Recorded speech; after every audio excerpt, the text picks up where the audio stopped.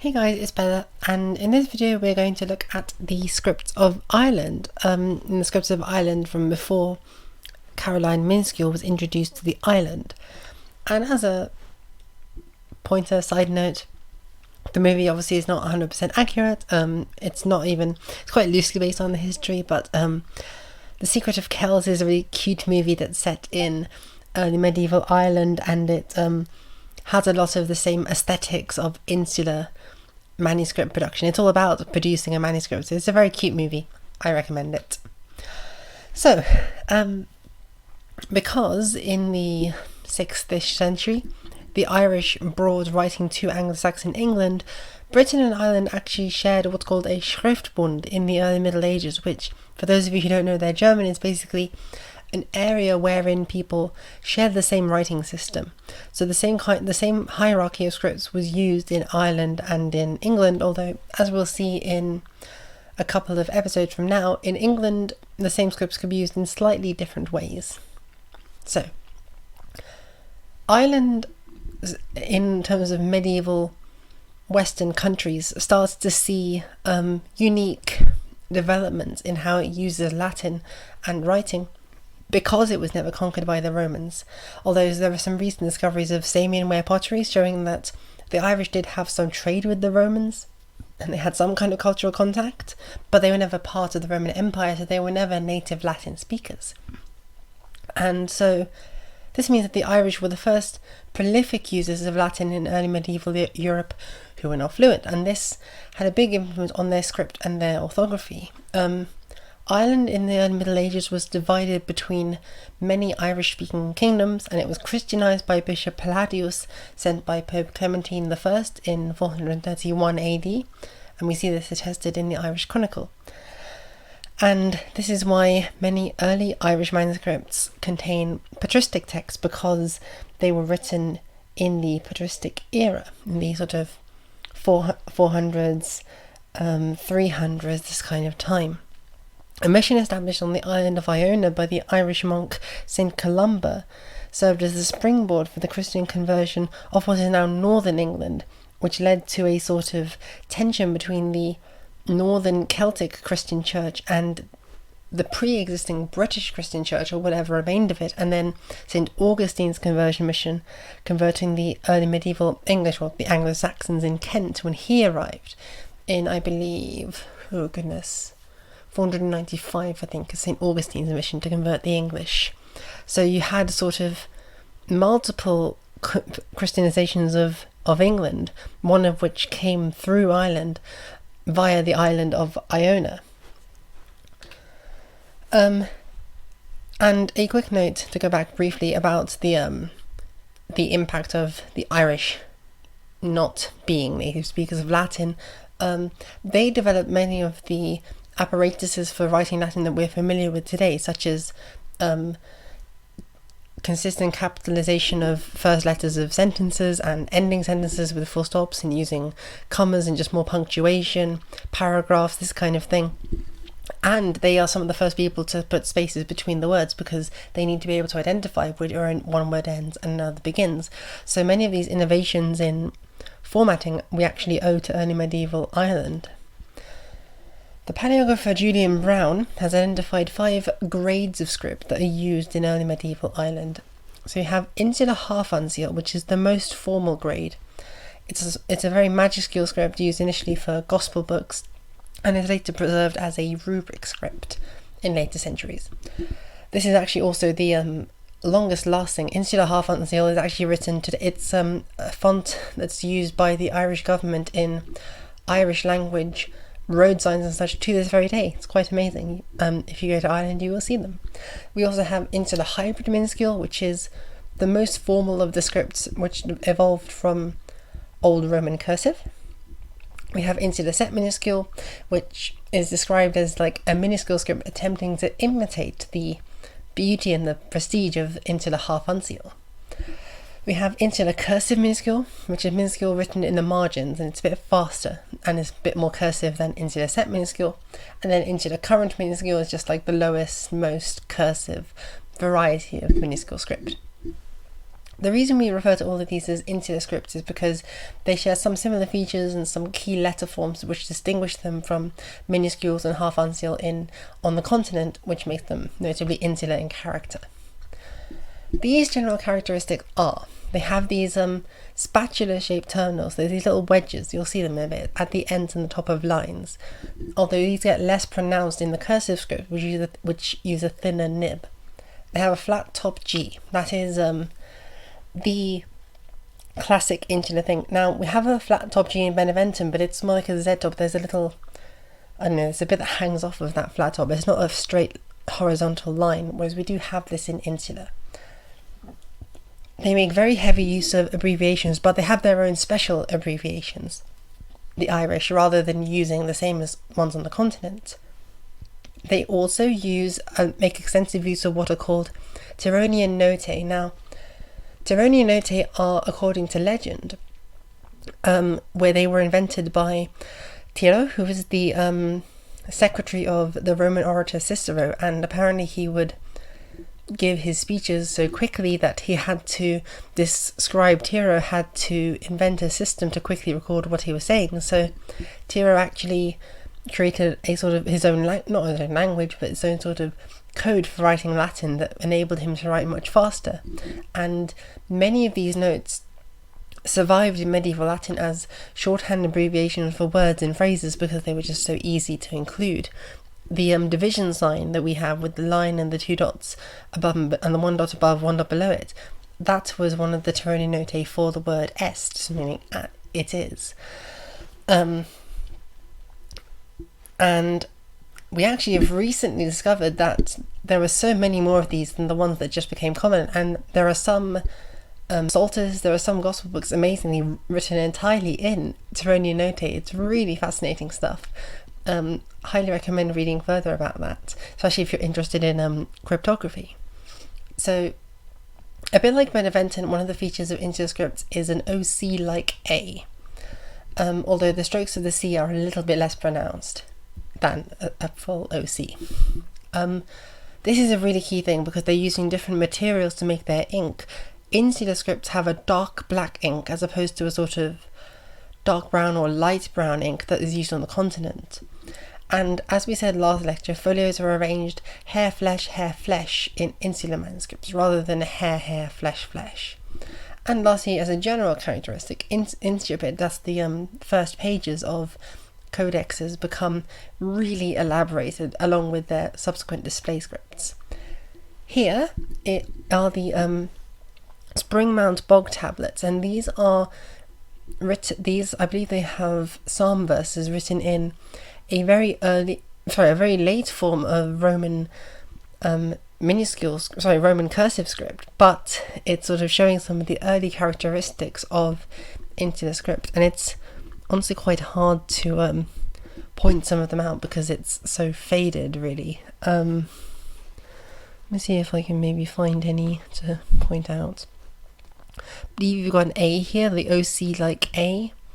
You have the R with the curling shoulder stroke that almost goes down to the bottom. That's quite an insular feature. We have the half uncial H. It's a bit hard to make out, but you get the point. These is actually a wax tablet, the most common sort of writing material in the Middle Ages that has been preserved because it was in a peat bog where it couldn't decay. So quite exciting. And here is the Codex Usarianus. It's a copy of the Old Latin Gospels, which the Irish actually preserved longer. So when the rest of the Christian world has switched over to using Jerome's Vulgate Bible translation, the Irish kept using the Old Latin version for a bit longer, because they had their own sort of insular traditions. And the Codex Usarianus, I believe it's the oldest manuscript to survive from early medieval Ireland, and it's written in a very early form of insular half uncial script. So we can see in this word here, ad angelum, we can see the flat top insular G, we can see the uncial N there, the capital N. We can see actually that the spatula wedges of later insular half uncial, they actually start off as ductus. So it's sort of a loop that forms the beginning of the top of these letters, and in some of them it starts to merge. So in the D here, it's merged and it looks like it's just a sort of solid wedge stroke, whereas here you can see the ductus, you can see that it's just a pen stroke. In this word here, ante illumus, 2 words, in one of the L's, the ductus is so close that it looks like it's merged into a single stroke, but it probably was actually 2 stroke, or sort of a curved stroke, the pen moving like that. Whereas here, there's a little bit of gap, so you can see quite clearly that there has been pen movement. Because this is a gospel book, there's not too much abbreviation. There's the ampersand used for et. Do we see any other Tironian Note? I'm not seeing any off the top of my head. There is the OC like A, although, as we said, that the shoulder strokes of the C are a bit less pronounced. And we also have the standard nomina sacra for dominum, deum, blah blah blah, but not too many because this is a gospel book. So let's look at Littera insularis semi-uncialis, or insular half-uncial script, and I've said it's written from the 4th to the 18th century because actually it survived into the printing press. So Littera insularis semi-uncialis was the most prestigious of the insular scripts. It was probably imported from the Italian gospel books actually during the conversion. So when the Italians brought their gospel books when they were converting Ireland in the 5th century, they probably brought unsealed gospel books, and that's where it was how it was introduced to Ireland. And it was longest lasting. It would be used in Irish printing presses for quite a long time, and like I said, it's still used by the Irish government in road signs. So the main characteristics of half uncial insular script are shorter ascenders and descenders compared to their half uncial precedents, especially in like letters like H and D and B. The ascenders are quite sort of squatted and stocky. Generally, the ascenders and descenders are about 1/2 to 2/3 the height of a minim, whereas in most other half uncial scripts they tend to be either the ascenders and descenders tend to be the height of a minim or a little bit longer. You have an R in insular script, half uncial, with a 90-degree angle shoulder stroke, and it almost touches the baseline, which has the effect of making it look a lot like the letter N, but it is not in fact a letter N. And the reason you can tell it's not a letter N is because the insular half uncial script normally retains the capital or the uncial N, which is formed of the 3 vertical strokes, right? 2 that are straight and 1 that is diagonal, and it's not like an upside down U. That's the sort of cursive one. And because we don't often see the cursive one in insular half uncial, we can see we can identify it from an R. We can also identify it because the sort of shoulder stroke will just about flick up before the end, and we'll see what we mean by that in a second.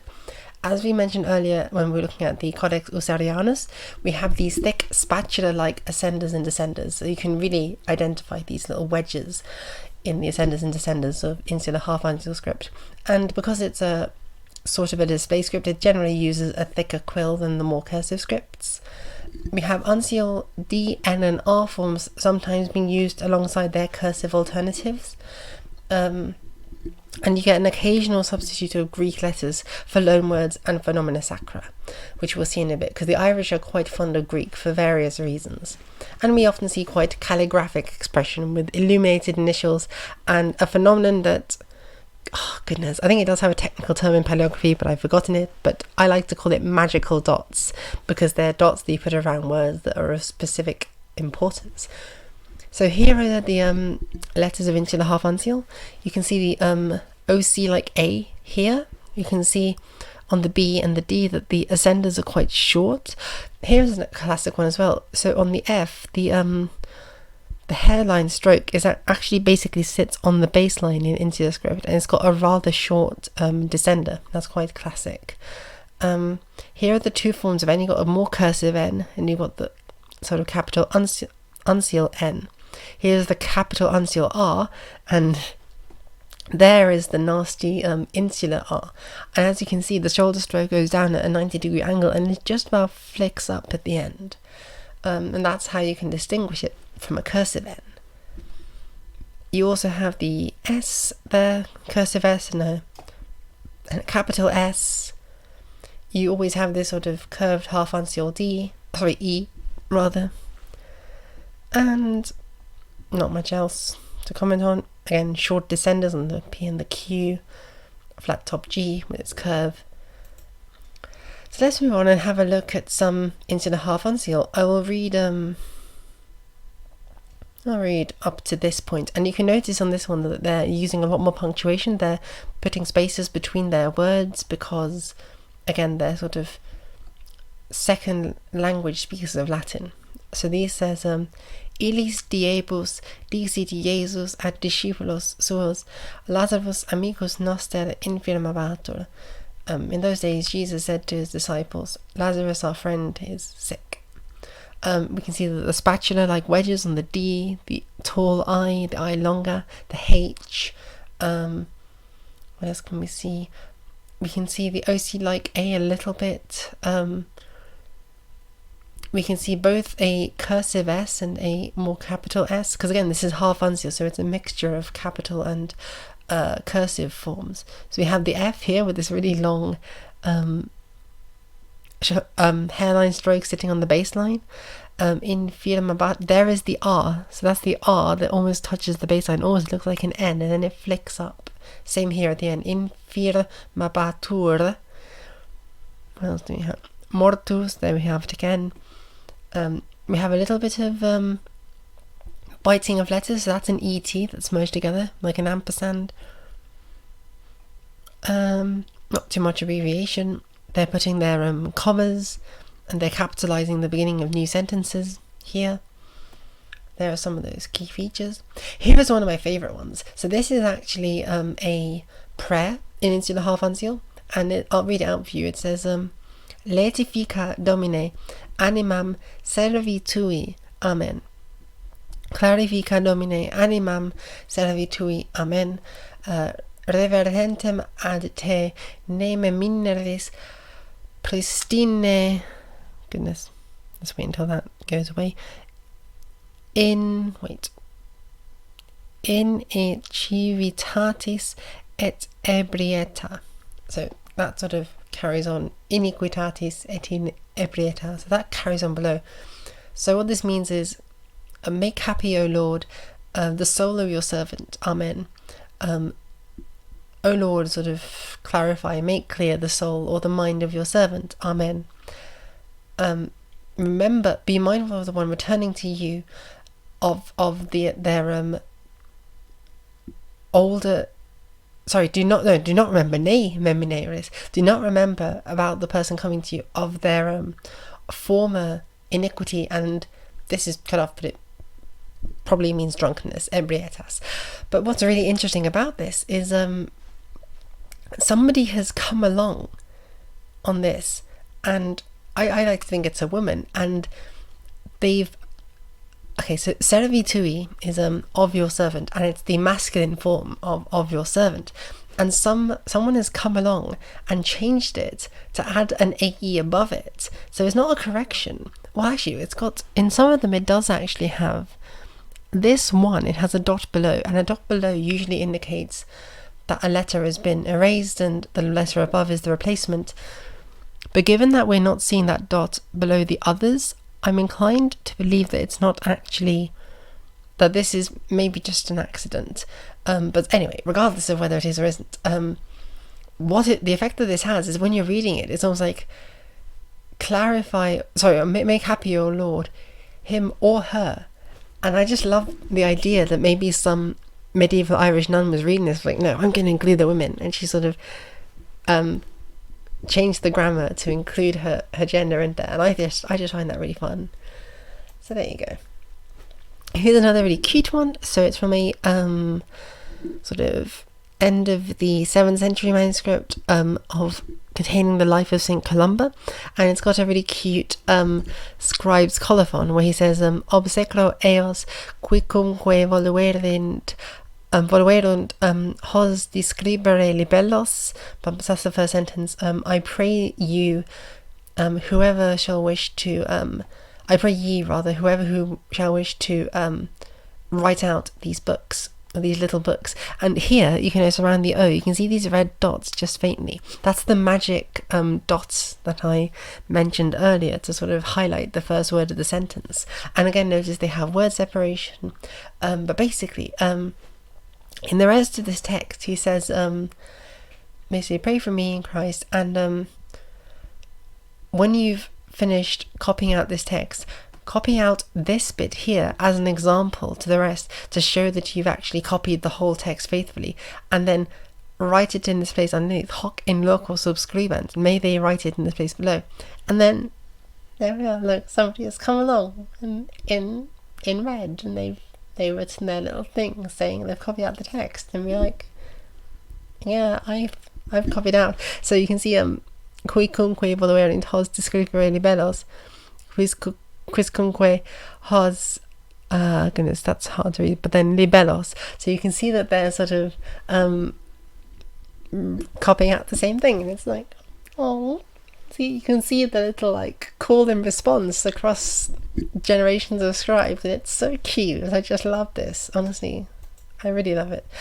Okay, so we're not going to spend long on litera insularis minuscula hybrida because there's not very many examples of it. Julian Brown gives the Royal Bible as an exemplar. It's basically a more formal variety of insular minuscules, the most formal variety of the minuscule script, and it's trying to imitate rather insular half uncial. So it's bigger, it's got larger tender, there's more space between the lines and between the words. Somewhat of a thicker quill, but you'll notice it's thinner than full half uncial.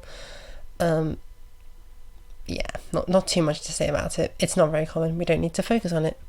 So, litera insularis cursiva formata, which is insular set minuscule script. Now, litera insularis minuscula fixa set minuscule script is the relatively standardized version of minuscule insular script, which developed from earlier Roman cursive, like on the Springman bog tablet that we saw earlier. And Julian Brown considered this script to be a less demanding means of emulating half uncial, whereas the hybrid minuscule is quite difficult. It takes a lot of effort to execute it well. So the main features of insular set minuscule include very frequent use of ligatures, more ductus revealing the pen movement, and also use of a thinner nib, and a relative degree of calligraphy despite using mainly lowercase letter forms. And like with all of these, there is a spectrum of formality, so some specimens of insular set minuscule are going to look more formal and better written than others, basically. And a point to note about language with this is that vernacular scripts of languages are very rarely written in half uncial or just in uncial at all. When the Irish are writing in Irish in the Middle Ages, they're writing it in insular set minuscule or less formal varieties of script, which tells you something about how they're viewing their own language and the purpose of writing. So here we have the insular set minuscule letter forms. We have both a sort of OC-like A and an open U-like A, a bit like in Beneventon. We have a cursive tall D and a sort of rounded uncial D. We still have the flat top G. That's still an iconic insular characteristic. What else do we have? We have the R. The R in insular set minuscule actually it goes a bit below the minim line. It goes below the baseline rather. So it looks in some of its iterations a bit like an S. But the difference is that the S will sit on the minim line and rise above it. So that will be the minim line. Sorry, the baseline. I'm getting minim line, baseline confused. Minim line basically is the height of an eye. That's the minim line. So the minim line is up there. The baseline is the bottom of the eye. That's a very easy way of thinking about it because they didn't put dots in their eyes for a very long time in the Middle Ages, so we can use the eye as the smallest unit with which to compare. What else do we have? There's the T's, a very remarkable T. YZ, we got some biting letters here. That's a TI. I believe that's a TA. I'm not certain though. I think that's an MAI, maybe. RIENT. That probably is ENT. Again, many of these you would just figure out from context if you were looking at them. So here is a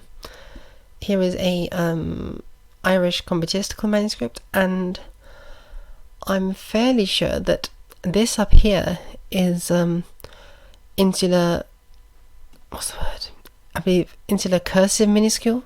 So this is the script that we're going to look at in a second. It's a less formal variety, and here is insular set minuscule.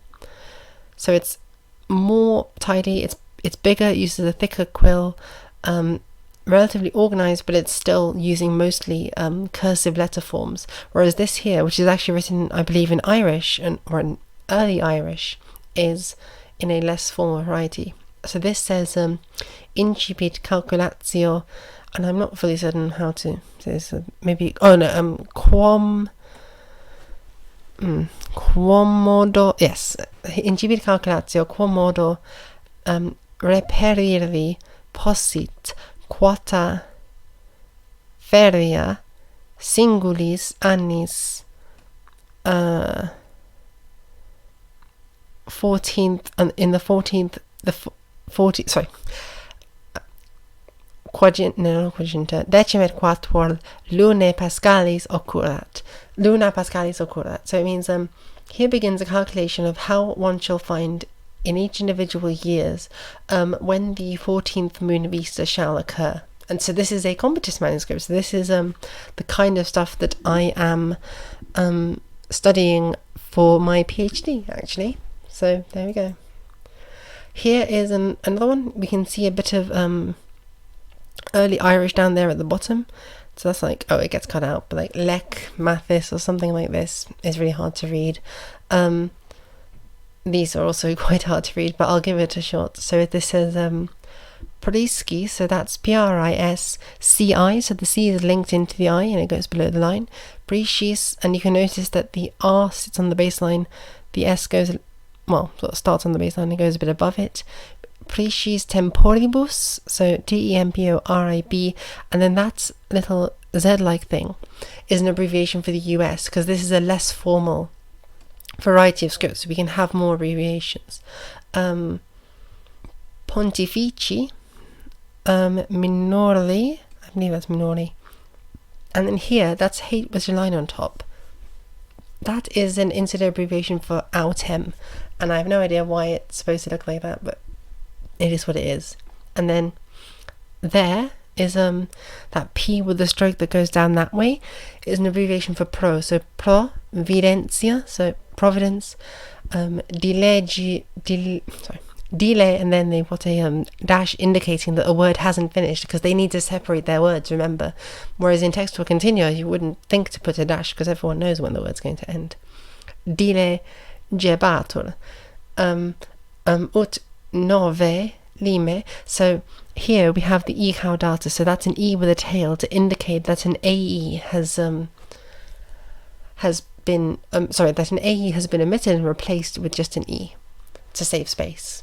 So in ancient times, I believe this is lesser pontiffs,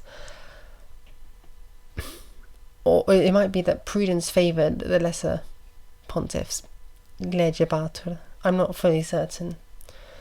But yeah. Here is another one, which is a much prettier one, frankly, to look at. This is honestly leaning towards into the half unseal in terms of how pretty it is, but that's another issue. So I'll read some of this out. Puer autem crescebat et confortabatur in spiritu, so here's a nomen sacrum for spiritu, et erat in desertu, as in desertis, usque ad diem ostensionis sue, et Israel hymnum in die Dominice. Okay, so this is a hymn, or maybe that one that is coming is a hymn that you sing on a different day. So either that or the one below it is a hymn that you sing on Sunday.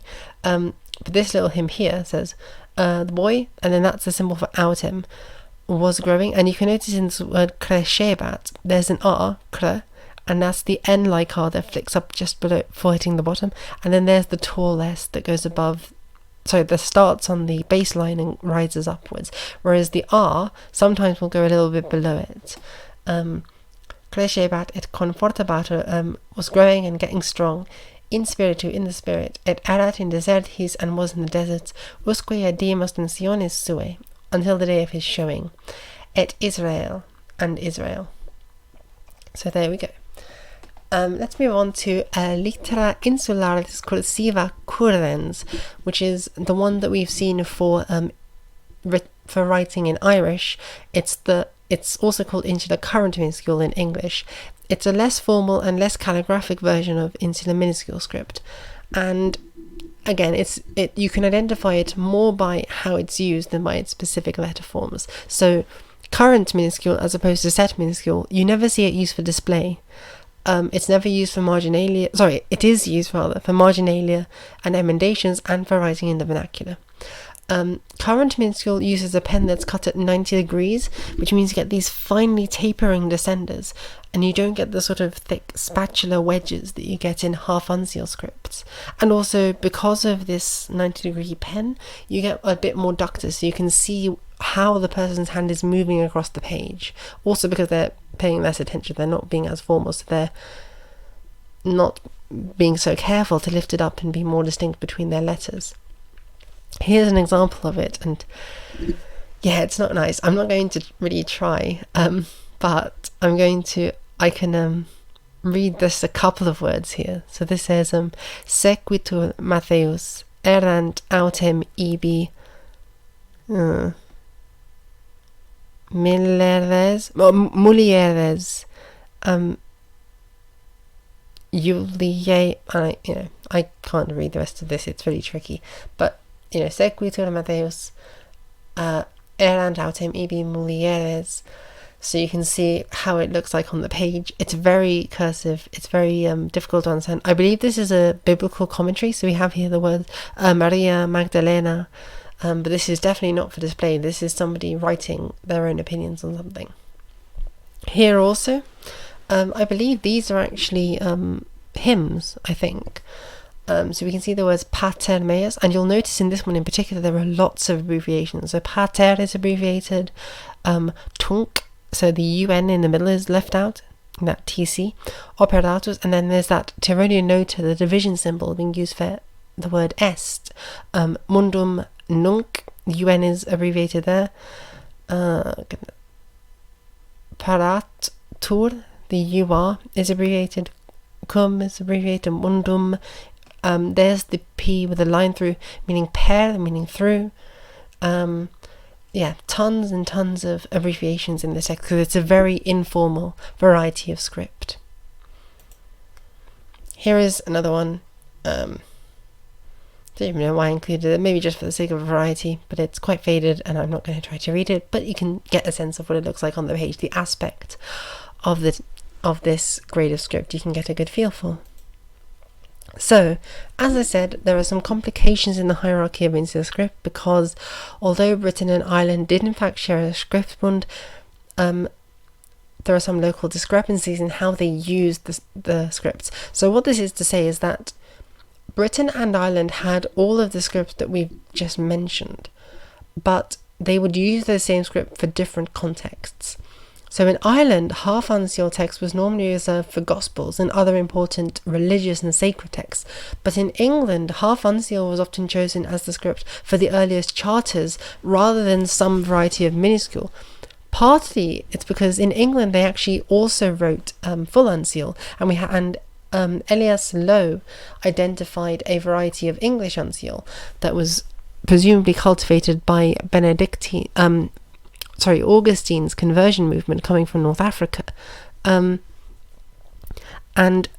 so some of the theories go that half unseal was chosen as the script for charters in early medieval England because this was a means by which they would convert or in the process rather of converting the pagan Anglo-Saxons to Christianity, they would show these marvelous gospel books written in full unseal, and they would contain the word of God.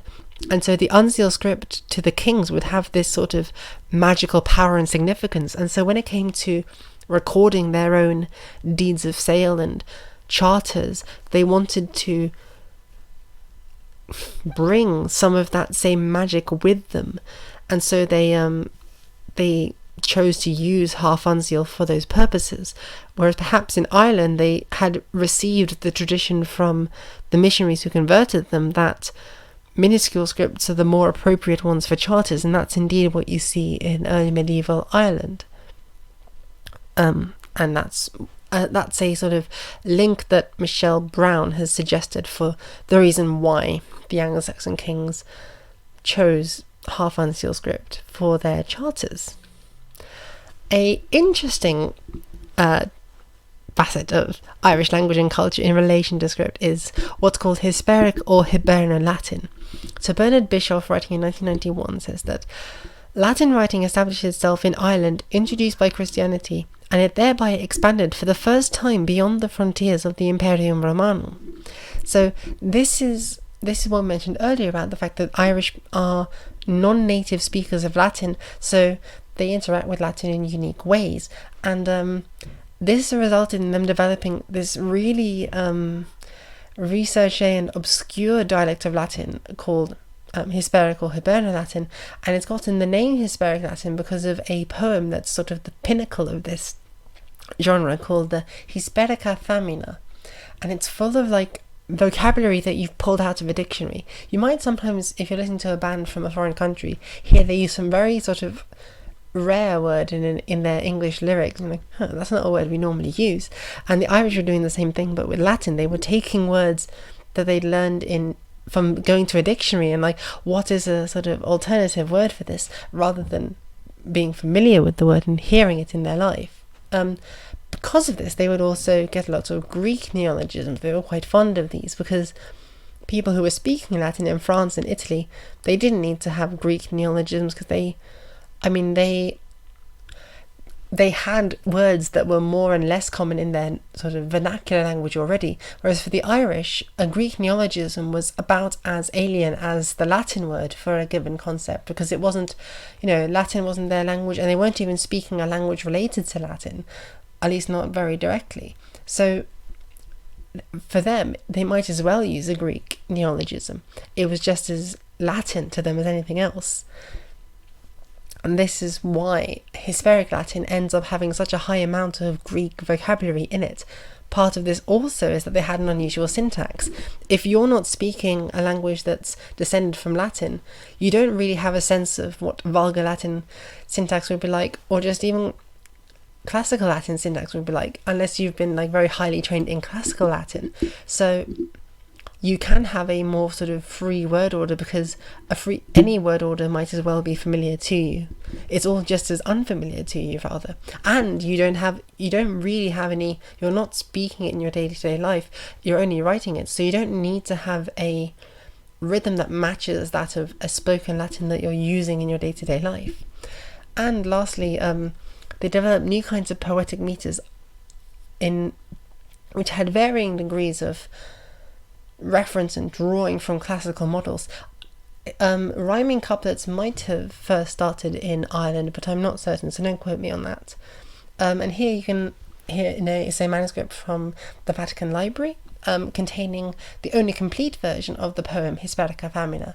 And I can say as a Latin student that it's basically unintelligible to me. So I'll read it out to you. It says, ampla pectoralem suscitat vernia caneram, mestum extrico pulmone tonstrum, sed gaudi fluam pectores arto procellam arthres, cum insigne Sophiae speculator arcatores, qui egregiam urbani tenores propinant faucibus lympham vipereosque literaturae plasmant syllogismos cum mundano. It's really all over the place. It's got a lot of Greek in there. It's really difficult to make sense of. I'm not going to try. You can get a translation of it online, but this is a sort of dialect of Latin that is unique to Ireland and sort of original. So there we go. That's the effect of the Irish learning Latin and second language speakers. And lastly, you need to be aware, as we mentioned before, that Irish scribes developed their own styles of abbreviation. Sometimes they differ from the continent. So the H with the hook on is the most common, and it represents autem, and that's not really found on the continent. But sometimes scribes who are copying in the continent from an Irish manuscript would see these, and sometimes they would repeat them. So if you see, for instance, a autem sign in a codex which is otherwise, a continent like Beneventan script, and it's got other sort of continental codicology, this can tell you either that the scribe was maybe trained in an insular monastery, or if the text is one that likely came from an insular source, like it's the life of an Irish saint, it's possible that the scribe is copying from a manuscript which was produced in Ireland, where they were using the autem sign as an example. So the specific insular abbreviations in continental manuscripts can tell you a lot about how Irish texts are being transmitted across medieval Europe. And one must remember also that there were Irish missionaries who created scriptoria and monasteries in Germany and various other places. So you had, especially Echternach in Germany, is a really prominent centre founded by Irish monks. So, or maybe English monks, but the point is they were using scripts from the Irish Schriftbund, so you can get insular manuscripts produced in Echternach in Germany. So that sort of complicates the picture a little bit of where these influences might come from in continental manuscripts. We have the division sign, the 2 dots and a line, so represent est, which is the Tironian Note. The Irish use it more commonly, and it becomes more widespread in the continent in later centuries. A backwards C is an insular thing to represent con as a prefix. A backwards uncial E representing eos. It's not too common, but it is sometimes there, and it's an insular thing. And a symbol representing a small capital H represents the word enim. That's another uniquely insular abbreviation. And lastly, just as medieval Britain and Ireland shared a Schriftbund, so they shared certain writing conventions, they also shared certain artistic conventions, and these went hand in hand in illuminated manuscripts. And most notably, this is in the Celtic knot traditions, which would be used in decorating the borders of manuscripts, and also of to illuminate first letters of certain pages, usually the initial letters in gospel books. And these gospel books were an integral part of Celtic worship, so during the Mass they would open up on the incipit page, the first couple of letters, with these really intricate designs that could be seen from relatively far away, and they would be venerated almost as icons in medieval Irish churches. But over the years, because of more Byzantine contacts which the early medieval English monasteries had, we get more naturalistic artistic conventions coming in. So we have the use of draped clothing showing the curves of a human body, which the Irish didn't really do at first, but it's brought into Britain via the Byzantine contacts of the English Church. And because we have this shared artistic and scribal area, there are some controversies over the origins of certain manuscripts. So the Lindisfarne Gospels, although they're called the Lindisfarne Gospels, it's a huge scholarly debate as to whether they were produced in Britain, in Ireland, or possibly even Wales or on the continent, because, well, unlikely on the continent, but Britain, Ireland, Wales, because everyone in these areas is using the same scripts, so it could be from any one of these places. And of course, nationalist scholars from either side have great interest in claiming a very beautiful manuscript like the Lindisfarne Gospels for themselves. And I don't think this is the Lindisfarne Gospels. It might be, but no, this definitely isn't. But here we are. This is an example of very fine insular work in the incipit page in the Gospel of St. John. So that's a gospel portrait. I can tell this is an Irish one because they have a rather non-naturalistic, very abstract representation of the human figure of John the Evangelist there. And then we can see the first words of his Gospel, in principio erat verbum, on the right hand side. Here we have images from the Book of Kells showing the famous evangelist portraits, and I just really love that one. I believe that's John as well on the left hand side, and the 4 evangelists on the right, which unfortunately is a bit more faded, but the one on the left is really beautiful. It stands out with lovely colours and just like bounces off the page. Oh, and you can see the Celtic knotwork. They had this thing that we refer to in modern scholarship as the horror vacui, the sort of fear of empty space. So they would fill it with all sorts of creatures and angels and serpent designs and all this.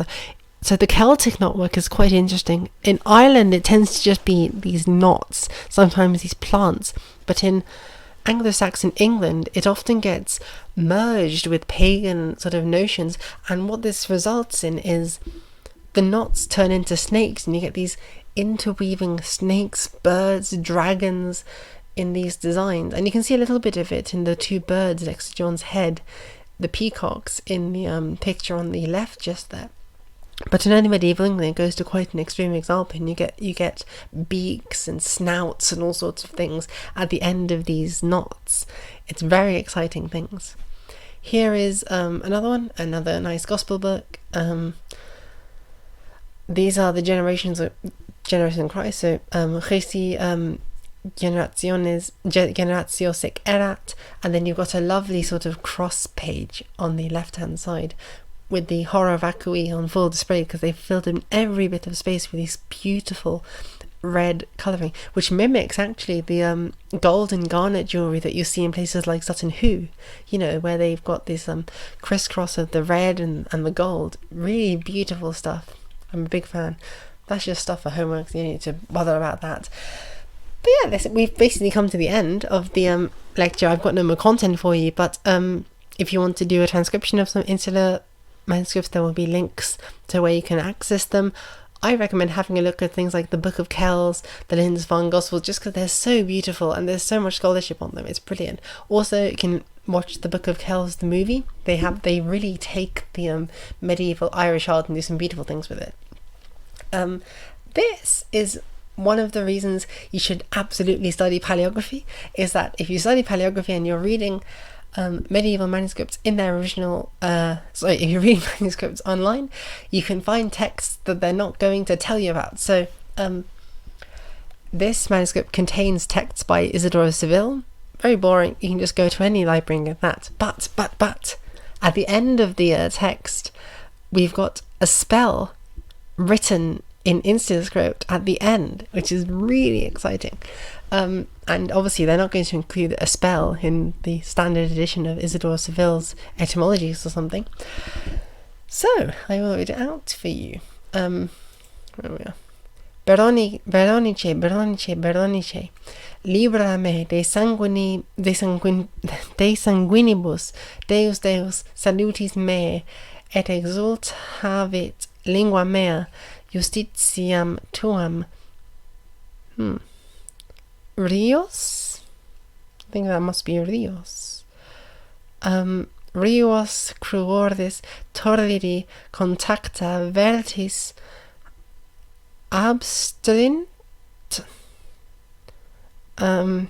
fletus rogantis supplicos ardent fluenta sanguinis, and then a bunch of a, e, n, o, l, a, s, e, n, o, l, a, g, l, u, a, Domine, Jesus Christus, qui in patibulum crucis propter hoc signum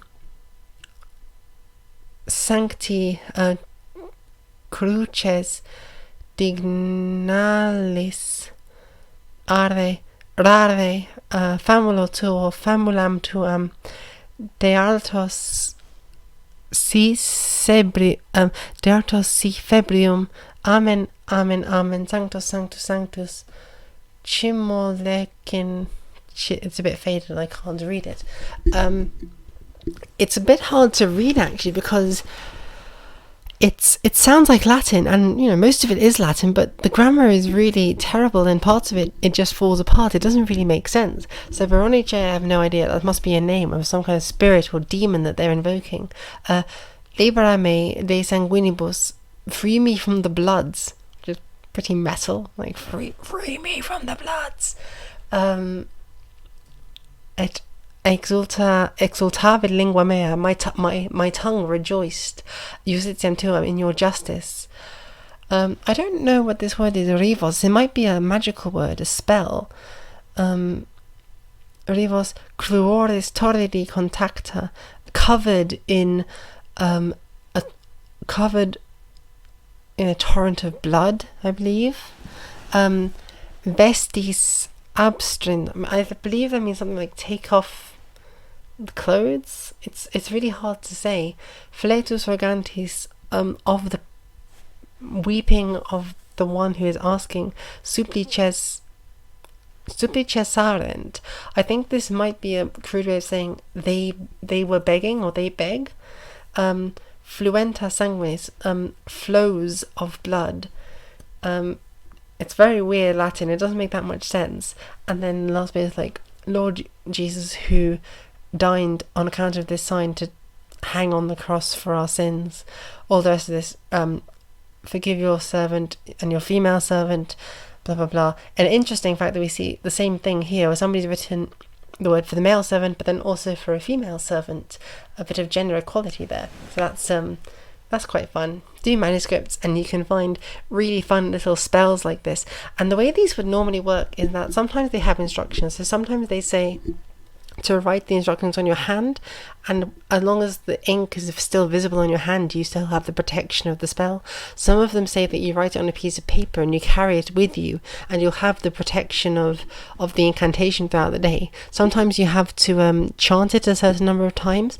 Sometimes you have to chant it a certain number of times in a specific location, like over a tub of butter or by a stream.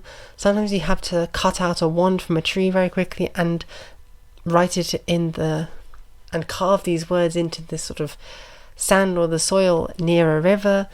There's all sorts of magical instructions that come along with these sorts of incantations, but you don't get this kind of medieval magic anywhere else. And I just love how we have like literal spell books like this from the Middle Ages. It's so much fun. Here's a really cool one as well.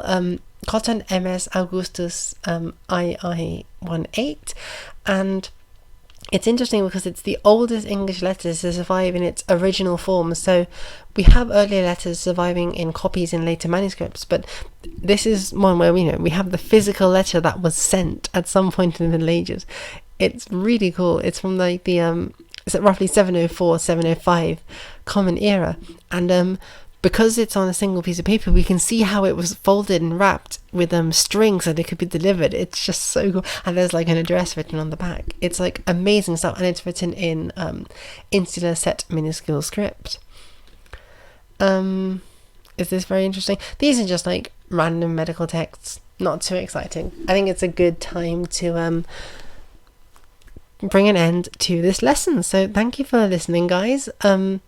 Check out Secret of Kells. It's a good movie. The lecture notes will be in the description, and also there will be a link in the description also to a folder of reading materials for this course. So the main textbooks that I use are Bernard Bischoff's Latin Paleography, which is the standard textbook really, but there are other really good ones as well, such as Albert de Relez's Paleography of Gothic Manuscript books.